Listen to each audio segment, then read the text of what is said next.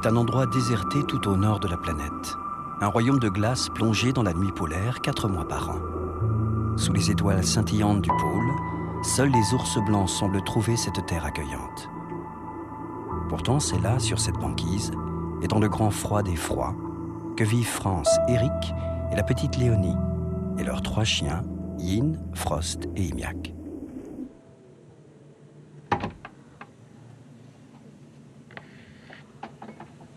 C'est l'heure de s'éveiller, mais elle dort trop bien.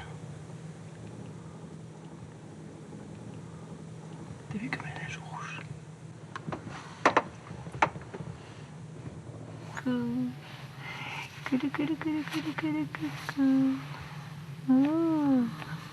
Oh là là. Oh. Ah. Oh. Coucou. Dis-toi cache-cache. Oui. Tu viens comme ça là? Ouais. Ouais. Oh.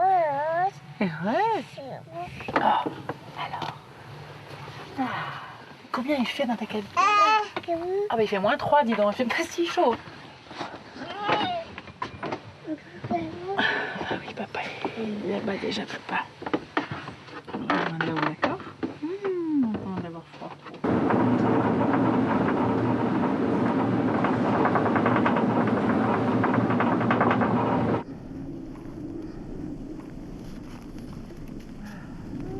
Allez. Allez, Miak. On ne pas dans l'eau. Tout cassé. La balade s'arrête là. On ne peut pas aller plus loin. Mais là, c'est un peu au bord de l'eau. Là, ça va devenir du ski nautique. Ouais, pour peu que le chien veuille bien faire le moteur. Hein? Ah ouais, t'as vu? Pas trop s'approcher quand même. Hein? Tu veux aller te baigner, Léonie? Mais non, elle est froide, Léonie. Pas de bain aujourd'hui.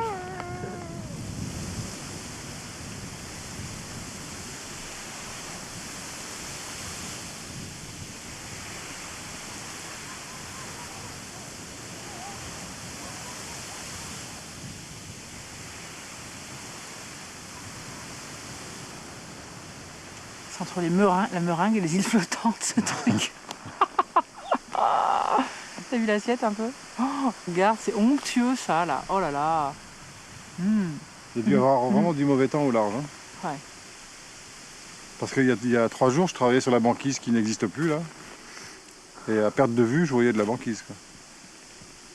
Donc il y a des dizaines de kilomètres carrés de banquise qui sont partis. Tout à refaire.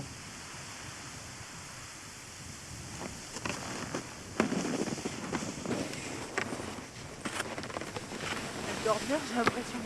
France et Eric naviguèrent pendant 2 ans du passage du nord-est au passage du nord-ouest et finirent par ancrer leur voilier dans ce bout du monde, à l'est du Spitzberg, comme s'ils avaient cherché l'endroit idéal pour une vie idéale. C'est là, dans cette petite anse de la baie d'Inglefield, qu'ils pourraient vivre ensemble une longue nuit polaire. Là, à 4 heures de motoneige de Longyearbyen, la ville de mineurs la plus proche. C'est là aussi qu'ils auraient Léonie, magnifique flamme de vie qui jamais ne vacille. Mais pour ce long exil, il leur fallut des vivres et du matériel. Ils décidèrent de participer au programme scientifique qui deviendrait Damoclès, une mission internationale étudiant l'évolution de la banquise. On est parti de Longyearbyen, donc avec des chiens qu'on ne connaissait pas. Donc on savait qu'on allait vers un lieu qu'on espérait trouver, mais il n'y avait aucune certitude. Il n'y a aucun abri dans la région connu. Les cartes marines n'indiquent aucun mouillage, aucun abri, et même les fonds marins ne sont pas connus. La baie d'Inglefield n'existe pas, alors qu'elle fait quand même 5 km de profondeur. Donc elle n'existe pas sur les cartes marines. Et puis on partait un peu à l'inconnu, on ne savait pas du tout où on allait jeter l'ancre. On a eu quelques tempêtes, donc on s'est arrêté à divers endroits. Du coup, très rapidement, tout d'un coup, tout l'avant du bateau s'est recouvert de glace qui grossissait. Ça faisait des magnifiques stalactites dans le sens du vent. Et c'était des embruns givrants. Donc, la première fois que ça nous arrivait, les chiens qui étaient dehors emmenaient pas trop large. Je crois qu'on a mis 5 jours au moins à trouver cet abri. Ah, le surf, pas solide. Mais ça avait un petit côté grisant en même temps. Parce que là, on savait qu'on partait, le bateau rempli pour une année, avec 2 chiens. C'était même le bazar avec les chiens, parce qu'on ne savait pas y faire du tout. C'était un beau début d'aventure, en fait. J'étais absolument pas angoissée de partir dans un lieu sauvage. Alors tout le monde nous parlait des ours. Moi, les ours, tant que j'avais pas vu le premier, j'étais pas inquiète. Hein. Alors là, j'avais bien lu quelques trucs, mais je me disais, bon, il y a des gens qui vivent avec, nous, pourquoi pas nous? Après coup, j'ai eu un peu les chocottes. Au début, je me suis pas sentie très à l'aise. On se taille un peu là. Allez. Allez, pas plus près. Allez, pchit. Non, non, ils sont... Allez. À boire, Eric. À boire, pardon. Voilà, c'est parti. Putain, il était pas loin, hein, ce coup. Vas-y, vas-y. Ah, putain, ça va chercher.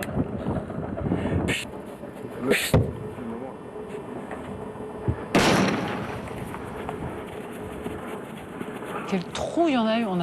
Enfin, moi, ça a accumulé tout un stress. Bon, moi, j'en avais le ventre noué, quoi.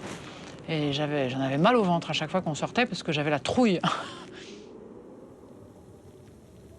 Tous les Noëls, au Spitzberg, un hélicoptère passe visiter les très rares habitants isolés du pôle. Il y a souvent un aumônier, et puis des paquets pour chacun. Il fait nuit noire, on est en plein hivernage, immobilisés dans une grande solitude. C'est une chose féerique que de recevoir des présents dégringolants du ciel. Des présents pour nos aventuriers du pôle. Un petit bout du pays natal qui viendrait jusqu'à eux.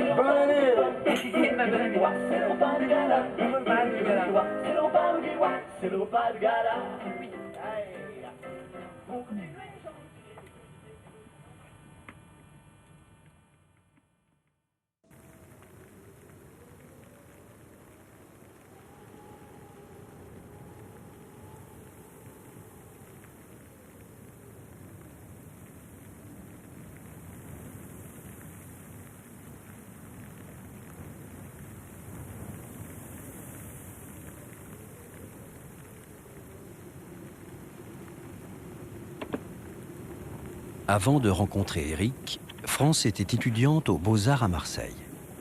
Mais c'était aussi une passionnée de voile qui avait skippé de nombreux bateaux. Une nuit d'avril 1997, alors qu'elle était au large de la Vendée avec son équipage, France tomba à l'eau. Elle resta 5 heures à prier et nager dans un océan à 15 degrés avant d'être repêchée.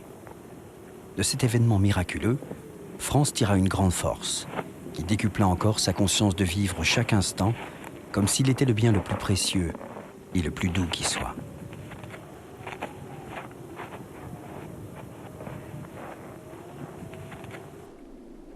Eric, lui, est ingénieur spécialisé en génie océanique. S'il est un scientifique, il est aussi un fervent vagabond épris d'océans et de montagnes. Il effectua des missions en Afrique et au Kerguelen. Il parcourut toute la Mongolie à vélo. Tu me fais une tête, dis donc. Alors, les pieds. Ces deux êtres passionnés se rencontrèrent et s'aimèrent. Ils partagèrent les tempêtes et les projets les plus fous. Super chaussures. Et ils finirent par décider de se ressourcer dans la solitude choisie de leur vagabond, pris dans les glaces. Elles sont où tes mains? Tu veux descendre déjà? Attends un petit peu que je renficote mes gants. Et voilà. Allez, on va voir les chiens.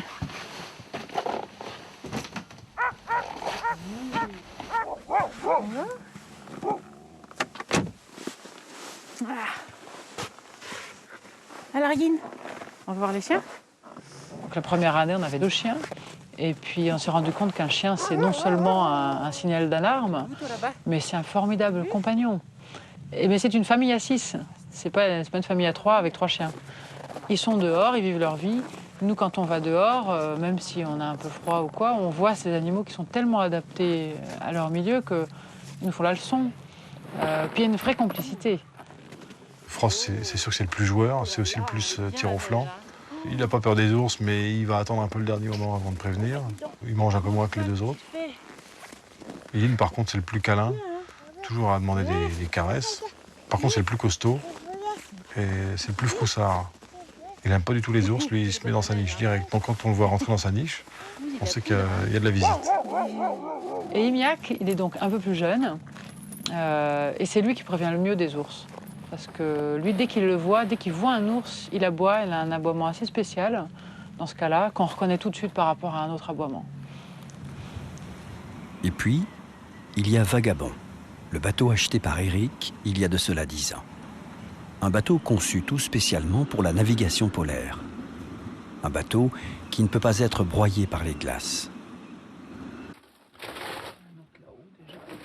Vagabond, c'est aussi une maison, avec sa pièce de vie chaleureuse, son garde-manger et ses petites chambres fraîches. Bien entendu, c'est une maison qui n'a pas de chauffage, sauf dans le carré. Mais dont les toilettes sont les plus grandes et les plus belles du monde.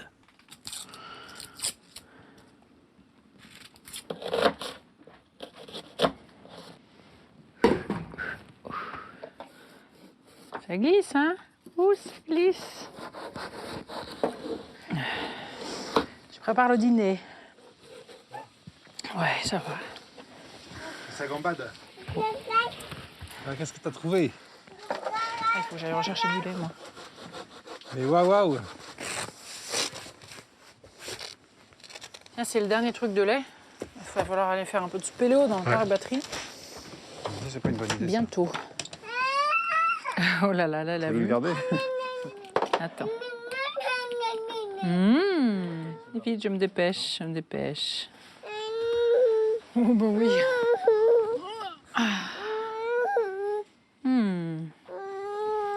Et on y va, regarde ça. De la purée aux épinards. Chaque fois que je lui fais de la purée au truc comme ça me donne envie, moi. Les légumes verts. Oh. Ça, c'est top, ça. Ça sent bon, là.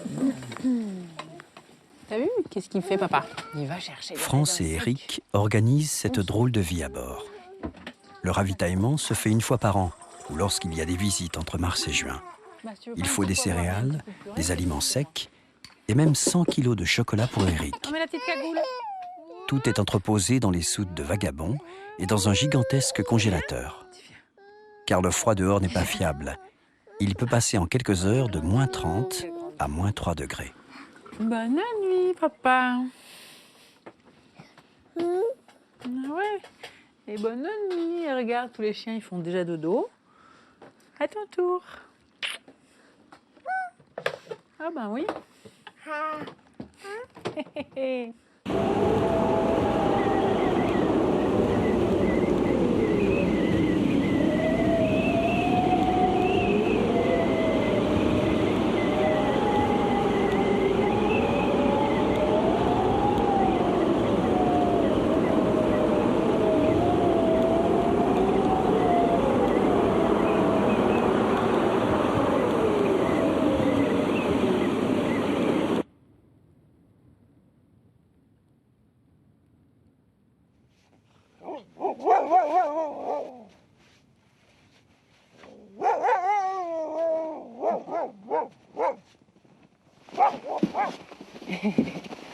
C'est bien que tu fasses ça déjà. Oh, c'est pas mal, hein. Je vais même te mettre le gros bidon devant. C'est sûr qu'on n'a pas d'eau. On n'a pas d'eau dans le bateau parce que l'eau gèle. Donc dès qu'on arrive en hivernage, en fait, on vide les cuves à eau. Sinon, ça explose. Ouais, c'est pour mettre de la glace. Ouais.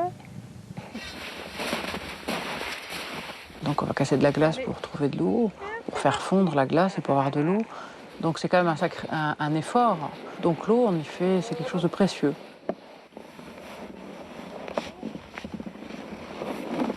Voilà, un peu d'escalade. Et voilà, c'est pas mal là. Comme il y a peu d'eau, on n'a pas envie, et les chiens, on leur donne des croquettes dans de l'eau, et ben on leur donne l'eau de la vaisselle.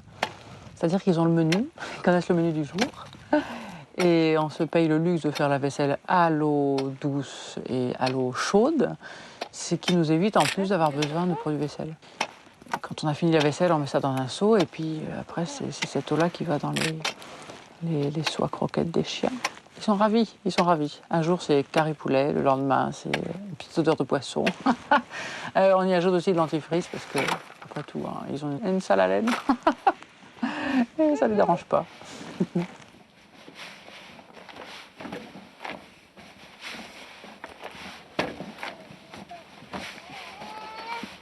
Attends, j'arrive.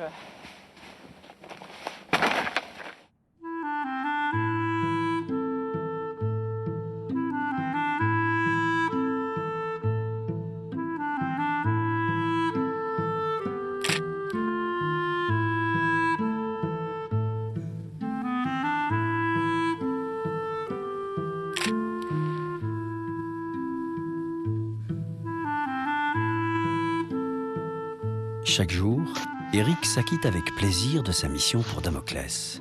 Il plonge des sondes dans la banquise. Il chignole, il invente, il bricole, il teste de nouveaux matériels. Le but de Damoclès est d'observer l'évolution de la banquise pour mieux connaître l'avenir du climat mondial. La banquise l'été fond beaucoup plus vite que prévu. Alors Vagabond, tout en haut du pôle, est un témoin précieux. Éric informe les chercheurs de l'épaisseur et de la qualité de la glace, de sa densité et de son taux de réfléchissement. Il mesure la température et la salinité de la glace.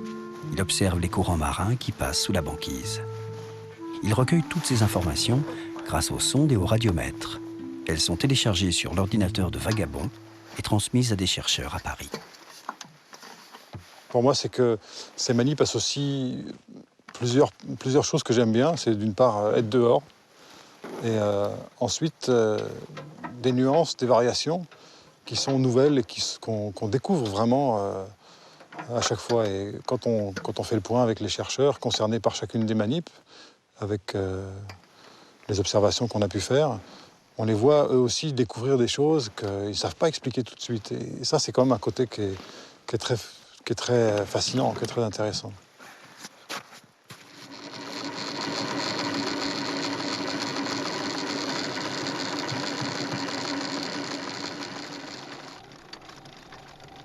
Quand je fais des manips sur la banquise et que je ne peux pas emmener les chiens parce que je dois y aller en motoneige pour emmener le matériel océanographique, c'est là que je suis dans des conditions les plus vulnérables parce qu'il n'y a personne qui veille sur moi. Donc j'ai vraiment intérêt à faire attention où je m'installe et avoir le plus possible de visibilité autour de moi. Ce qui n'est pas toujours facile, mais c'est finalement dans ces moments-là où on est en plus occupé avec les mesures. Donc c'est dans ces moments-là où je peux être le plus vulnérable.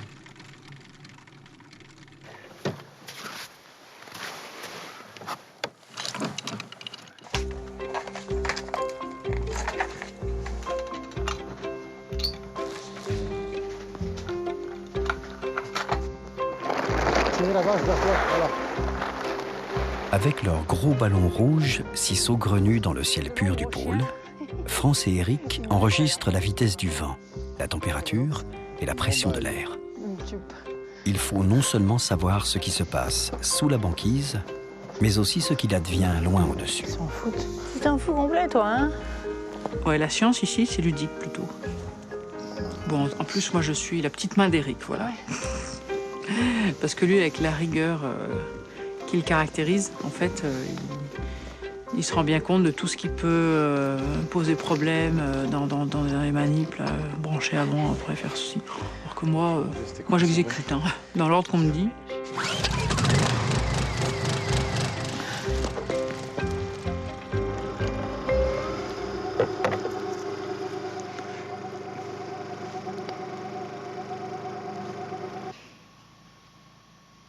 Ah, j'entends Léonie qui se réveille. Ah. Est-ce que j'ai le temps d'aller la chercher avant ou après? Oups, 1510. Allez, on va dire qu'on a le temps. On a le temps, j'y vais vite. Oh. Oups, il va être content, Éric, quand il va plus me voir. Coucou, Minette. Coucou. Coucou. Oh. Ah. T'as fait un gros dodo? Tu sais que t'as dormi très longtemps. Voilà, ça je garde sur moi. Je vais lui mettre une main dehors, comme d'hab, comme ça, ça tiendra le rabat. Hop, t'es contente? C'est bien?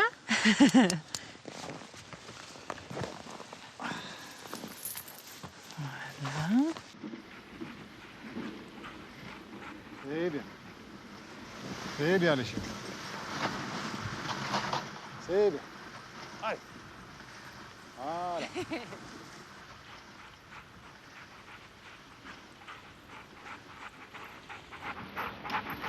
C'est bien. Ouais, après. Regarde ici, là, papa. Tiens, encore un petit coup de ça. Bon, elle... un petit bout d'abricot, là, lui. Regarde. C'est correct, hein? Non, c'est un peu mou, comme ça. Ah, il y a les raisins. Attends. Voilà. Tiens. Ouais.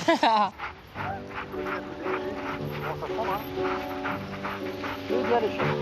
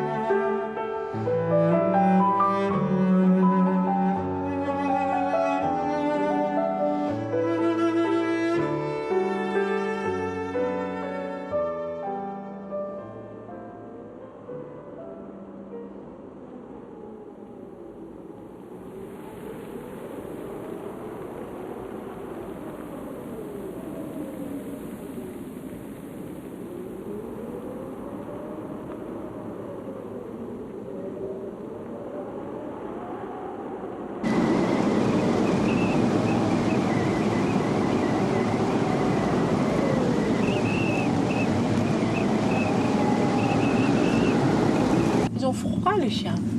Regarde, tu vois, Miak? Ils se demandent ce qu'on lui met devant le nez. Oh là là, papa, il l'emmène. Ouh, elle est là. Tu vois un peu?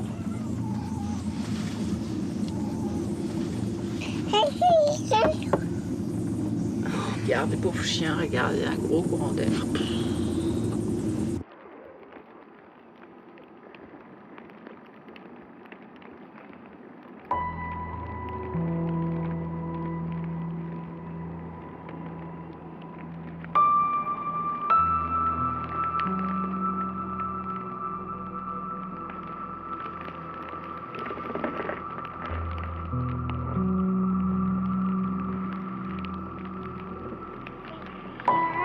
Ça te fait rigoler, ça?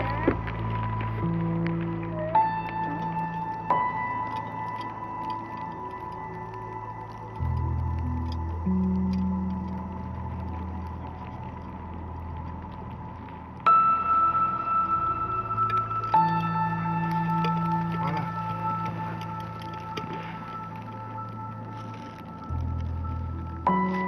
Bon, maintenant, il faut démonter tout ça.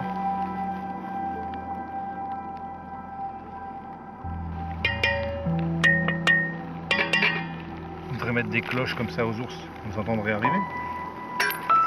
On y va?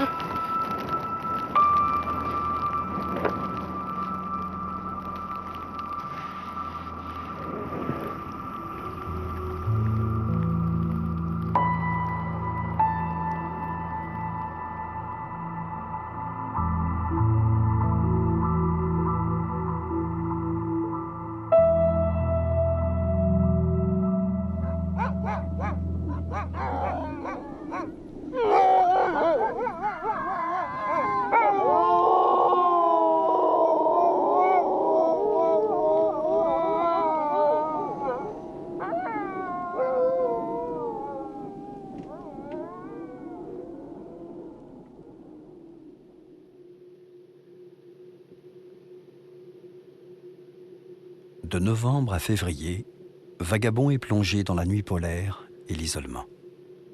Les visites s'interrompent pendant l'hivernage. France, Éric et la petite Léonie vont passer 4 mois dans l'obscurité, avec pour tout horizon leur propre famille, les ours et l'infini désert de glace alentour. Ah oui. T'aimerais bien patauger comme moi.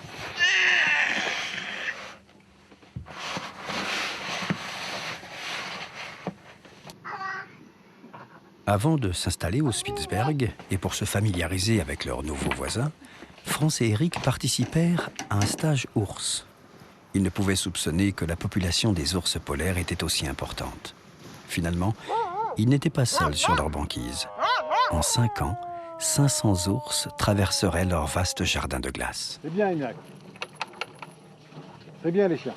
Oh, il vient. Oula, je vois bientôt, papa va envoyer un pétard.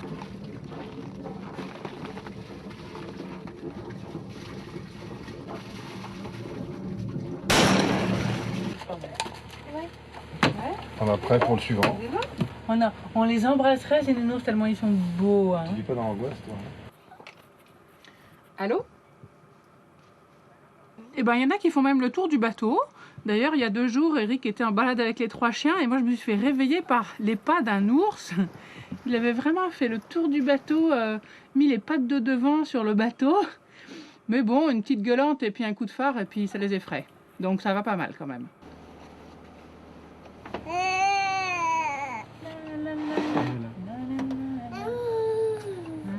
Les futurs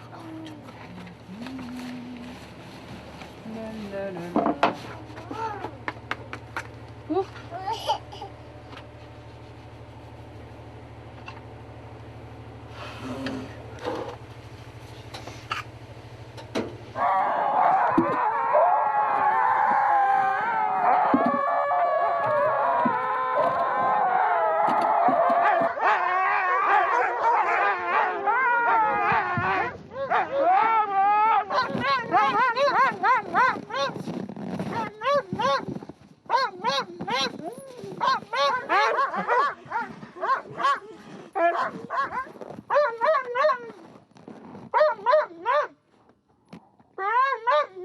C'est bien, Hilly.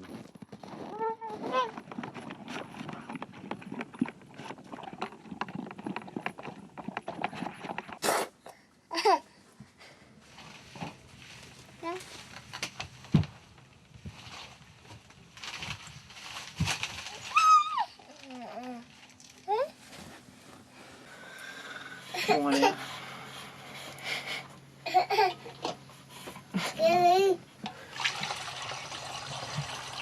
Partir avec de l'eau chaude.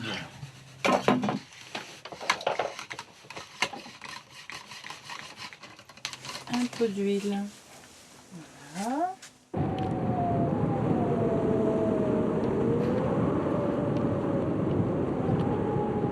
Même pendant la longue nuit d'hiver, alors que les ours rôdent autour du bateau, Éric sort pour continuer les manipulations. Muni d'une caisse de survie, il emmène des pétards, une carabine, des munitions, un GPS, de la nourriture, une trousse de sécurité, un téléphone iridium, une couverture de survie et des fusées de détresse. Chaque jour, il se révèle être l'homme qu'il est, rigoureux, obstiné et d'une habileté ingénieuse.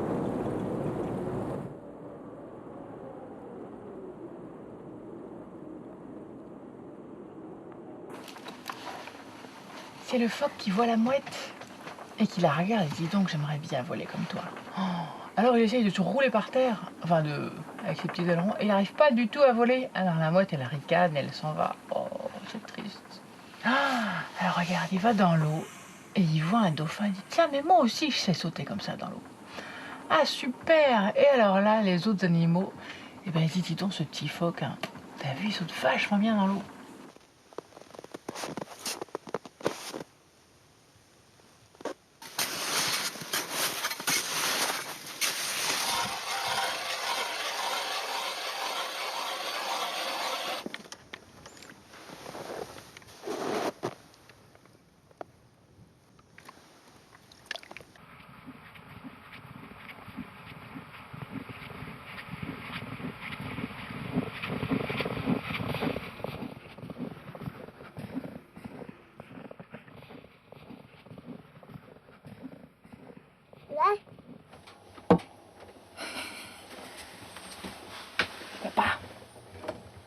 Papa qui vient.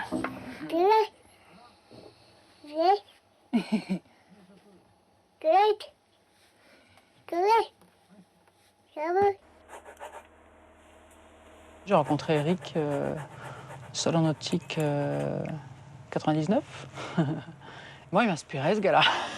Ah, ça c'est sûr, il m'a tout de suite inspiré, un peu plus qu'inspiré même. Et c'est ce qui émanait de lui, en fait. Il est arrivé d'Arabie Saoudite, c'est tout beau, tout bronzé. J'avais envie de me noyer dans son regard.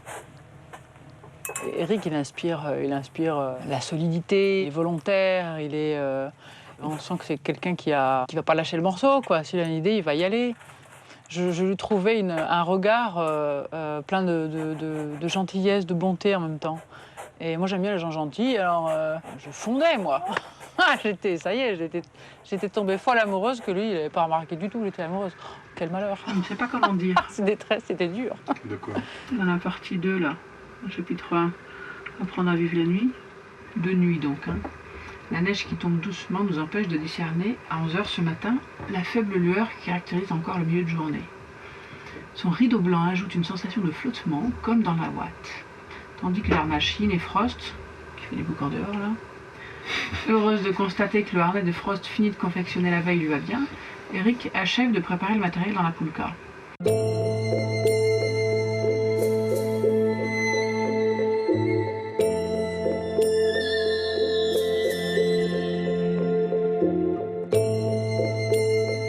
Finalement, la belle, déterminée comme en toute chose, fit succomber son prince grâce à son charme, son rire et un peu de magie océane. Content qu'il tombe en plus. Je me rappelle que je me disais, mais c'est complètement idéal pour attendre un bébé d'être dans ce bateau. Parce que on n'a pas des tas d'obligations extérieures qui font prendre une voiture, prendre le train, je sais pas, se déplacer, faire plein de choses. Ici, tout est à bord. Mais j'ai trouvé ça très serein. J'étais heureuse de me dire, je lui prépare le meilleur à cette petite Léonie là. Elle va arriver dans un monde serein où en plus moi je suis au calme. On était vraiment très bien sur le bateau. C'était comme Vagabond, c'était un vrai cocon, voilà, un petit conte de fées quoi. Quelques mois plus tard, une petite Léonie naissait et commençait sa vie auprès de ses parents sur le grand océan blanc. Moi, je me rappelle que je crois que là, pour le coup, je me sentais vulnérable avec Léonie. Parce que c'est sûrement ça la responsabilité. Bon, moi, je prenais confiance, mais il y avait des petites étapes quoi, pour que la confiance vienne. Chaque geste a son importance quand il fait froid. En bas, avant d'être serein pour la voir dormir par 0, voire moins 3 degrés, il faut avoir mal dormi quelques nuits pour voir que si, on peut faire en sorte qu'elle ait chaud. En le mettant dans une combi bien trop grosse, avec un bonnet rempli de poils de bœuf musqué parce que c'est très très chaud. Ça sentait très bon d'ailleurs. Et puis voilà, en s'adaptant, en faisant une petite tente. Moi, je me rappelle que j'avais pas de manuel ou quoi que ce soit. Et je me disais, de toute façon, si j'ai quoi que ce soit à lire, là, ça va être inadapté avec notre situation. Donc, il vaut mieux partir sans idée et on trouvera des solutions. Parce que on ne s'est pas posé 15 milliards de questions. Hein. C'est la fin, on sent. J'étais plus intuitive vis-à-vis d'elle.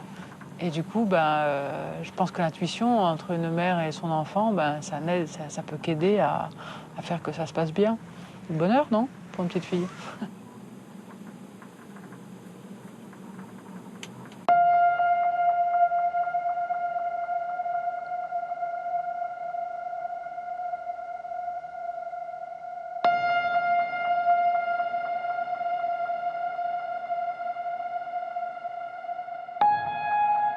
Certaines nuits, pendant des heures, le génie de la lampe semble investir le ciel du pôle.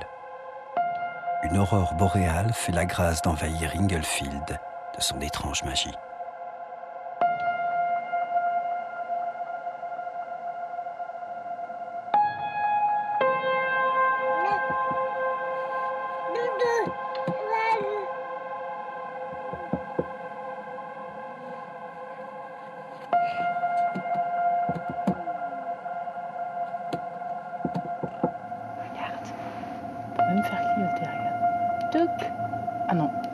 Touc, touc, touc, touc.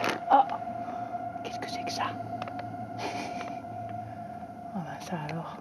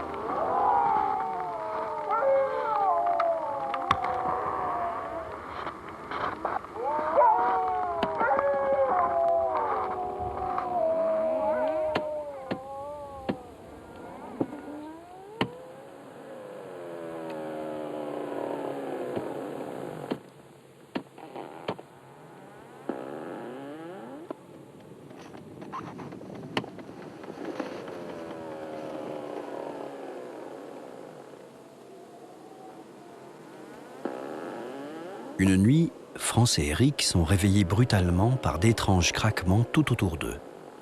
Il est 3 heures du matin. La banquise bouge sous le bateau. Elle a l'air de vouloir se fracturer. Vagabond est violemment secoué. Eric parlera d'une main de géant qui semble avoir empoigné le mât pour mieux balancer le bateau dans tous les sens. 2 secousses se suivent, chacune de 30 secondes. Une bonne nuit, tiens. Sacrée soirée.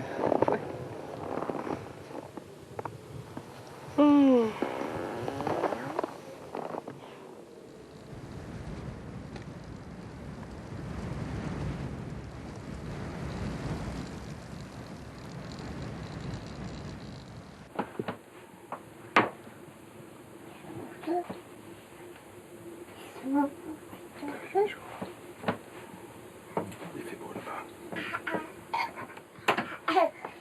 Comment la température?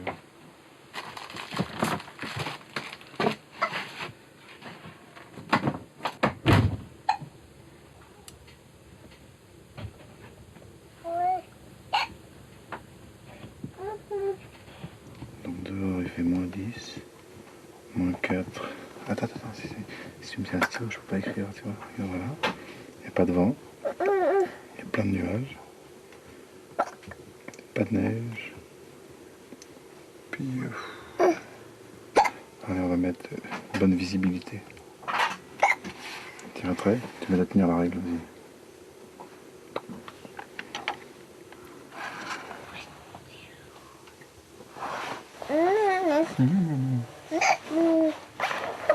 Vous avez le hockey, mon lapin?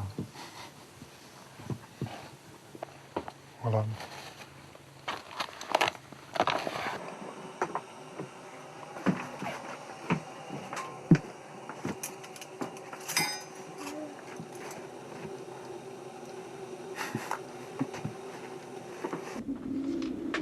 Mais France, viens voir. Alors c'était quoi? En fait, ce qui s'est passé cette nuit, c'était un tremblement de terre. Mais il était où ce tremblement de terre? C'est marrant qu'on nous appelle nous.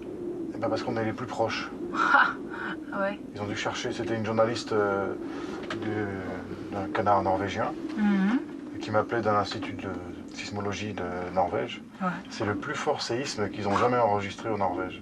Ouais, et c'était à côté de chez nous. Ah ouais, la vache, un tremblement de terre. Les chiens, ils étaient un peu penauds, hein. Ah ouais? Ah oui. Tu vois, tu dormais et on avait un peu peur qu'ils se réveillent. Et nous, moi, je pétais de trouille un peu quand même. J'avais peur que tout s'en aille, que la banquise s'en aille.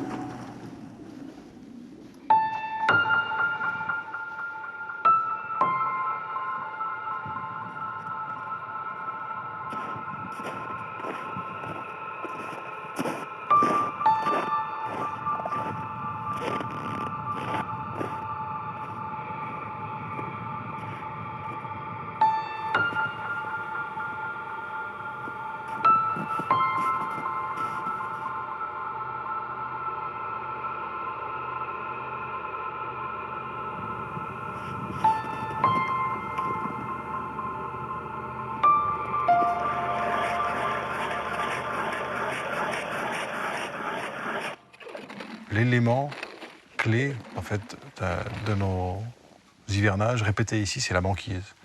D'une part parce qu'elle se forme autour du bateau pour des mois, puisqu'on y reste 8-9 mois immobile. Et d'autre part parce qu'on y travaille dessus. C'est notre outil, c'est notre objectif d'étude.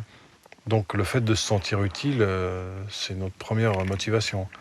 On sait bien qu'on a un rôle de témoin aussi, ou de passeur entre ceux qui sont concentrés sur leurs mesures, leurs observations, leurs recherches, et puis ceux qui ont envie de savoir ce qui se passe, comment vivent les ours, comment se forme la banquise, enfin, toutes les questions qui sont nécessaires pour connaître la planète sur laquelle on vit. Donc c'est important pour nous, ce rôle de témoin. En tout cas, c'est important pour moi. L'aurore commence le 29 janvier. Elle durera 17 jours. Le soleil apparaît puis disparaît très vite derrière la moraine. Il s'invite 10 minutes supplémentaires chaque jour, jusqu'à devenir une boule de feu dans le ciel du pôle. Ce matin-là, France, Eric et Léonie partent à 4 km du bateau pour aller voir le soleil se lever. Ils se postent en hauteur pour mieux contempler les couleurs repeuplant la banquise.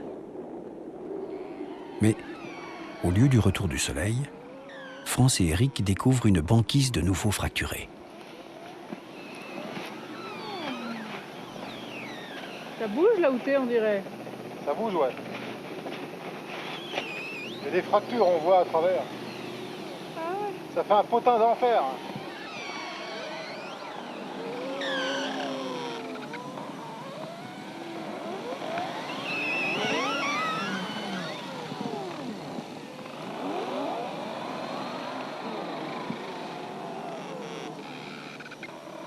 Ça fait des drôles de bruit.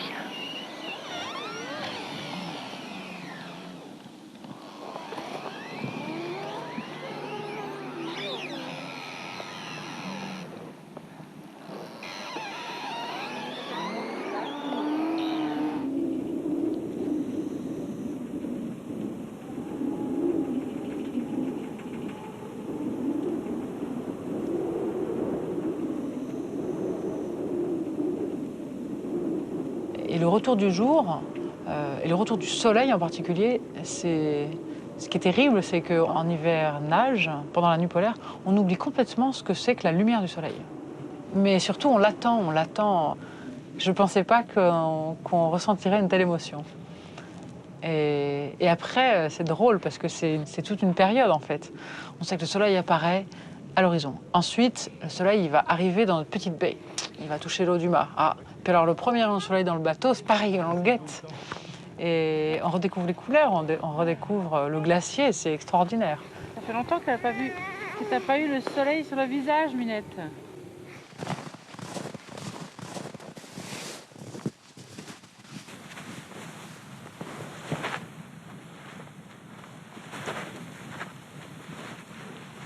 La splendeur de la banquise, sa perfection et son pouvoir captivent Eric.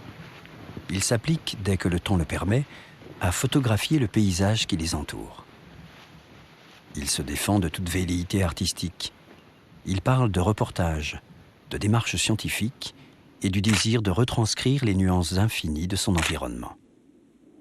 Ainsi, les photos qu'il a prises toutes les minutes pendant 24 heures du paysage et du bateau, mises bout à bout, se révèlent un tableau fascinant de leur fragile petit monde au milieu du vaste cercle polaire.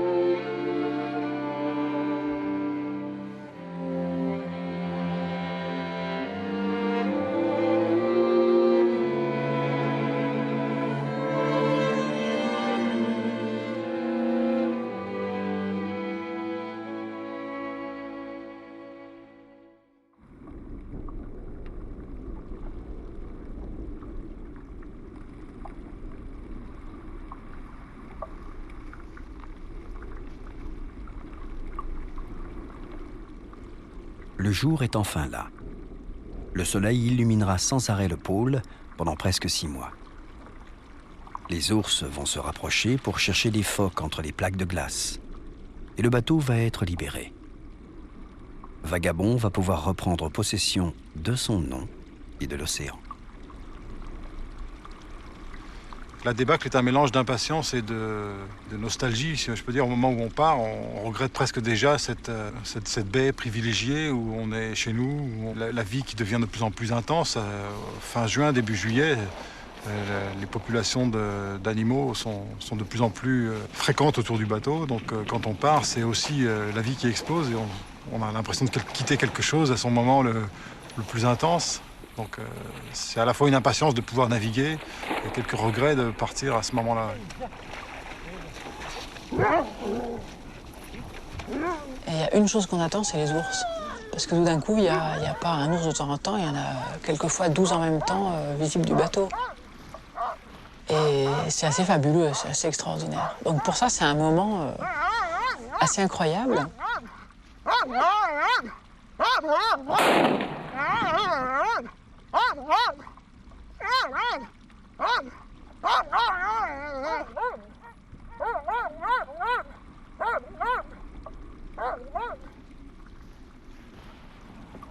On a aussi quand même un peu la sensation d'être... on l'a voulu d'être ici, mais on sait que c'est relativement privilégié finalement. Et comme on a la sensation de vivre quelque chose d'un peu unique, on n'a pas envie d'en perdre trop.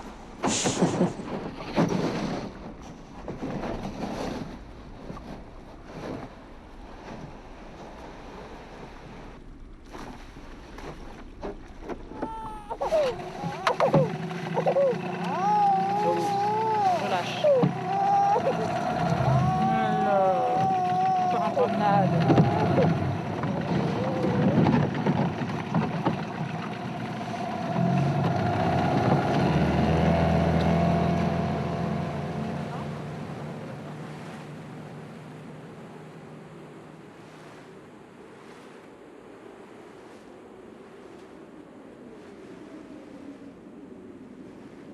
Il y a quelque chose d'exaltant dans le fait de quitter ce havre de solitude et de paix du bout du monde. Il faut maintenant que France et Éric reprennent la mer. Et quoi de plus naturel pour eux que de se remettre à naviguer, même s'ils ont choisi de vivre depuis 5 ans dans leur bateau entravé par les glaces.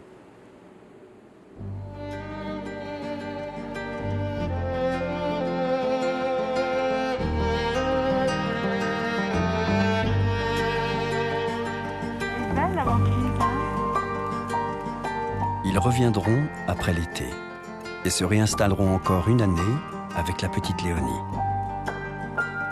Ils reviendront parce que tous les 3, ils nous parlent de notre monde à venir.